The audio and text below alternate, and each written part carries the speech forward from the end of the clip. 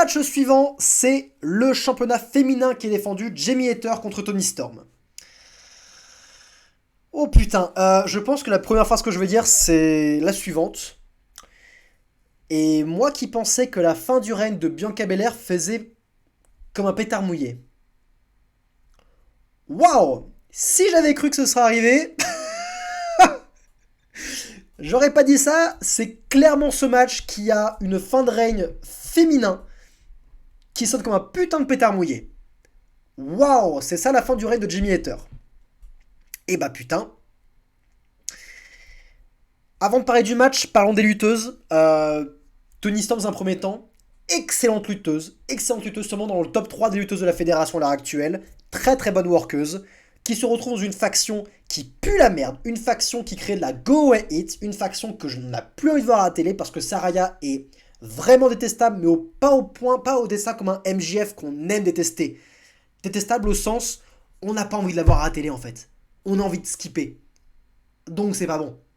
Et Toni Storm se retrouve, met en cette faction à deux balles, les Outcasts, dans une rivalité qui pue la merde avec leur bombe et leur côté loser. Je peins des L sur les adversaires. Enfin, c'est risible, ridicule, et ça traîne en longueur depuis je sais pas combien de temps. Et l'AEW est en chute d'audimat à chaque fois que ces femmes apparaissent à l'écran. Non pas que le catch féminin n'est pas bien, mais parce que cette rivalité et cette faction n'est pas bien. Point barre. On est au niveau du Dark Order là, vraiment. c'est pas bon du tout. Voilà pour Toni Storm. Quant à Jamie Hayter, ma catcheuse préférée de la fédération, aussi dans le top 3 des meilleures workeuses, elle a su être mise over grâce à la foule. Elle est aimée, adorée et elle lutte très bien. Sauf que, depuis son début de règne, elle n'a jamais été considérée comme une championne, puisqu'elle n'a eu que très très peu de temps d'antenne, aucune promo, zéro promo, très très peu de matchs, et on ne la voit jamais. MJF ne catch pas plus que Jamie Hayter, mais MJF est constamment présent. Il est toujours dans l'esprit collectif et a toujours au moins un petit segment dans le show. Il va toujours apparaître. Jamie Hayter, ça n'a jamais été le cas.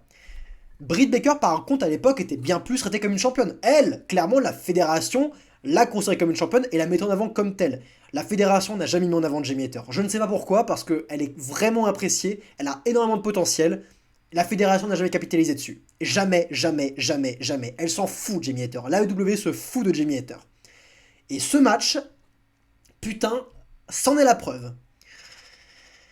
Toni Storm fait son entrée et elle attend dans le ring puisque Jamie Hayter est en train de se faire attaquer par The Outcast. Donc on a une Jamie Hayter qui est diminuée, qui est blessée à l'épaule.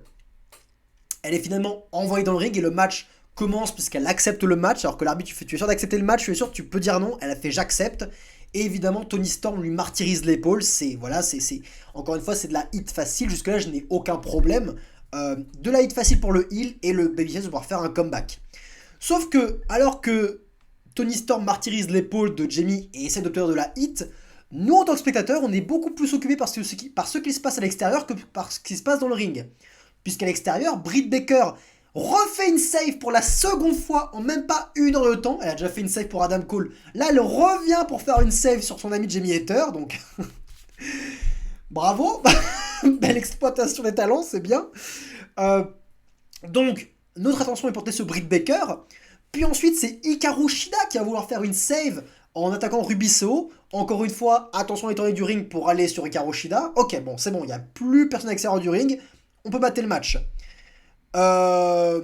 Jamie Hayter fait son close line sur Toni Storm, mais elle a trop mal, elle vend l'épaule, et du coup, même en faisant le tomber, kick out de Toni Storm. Mais Jamie Hayter se relève, elle est prête à faire encore une fois un close line. Toni le contre, elle envoie Jamie Hayter dans le coin qui avait été dégagé par les Outcasts, donc le coin était à l'air libre, il n'y avait pas de protection.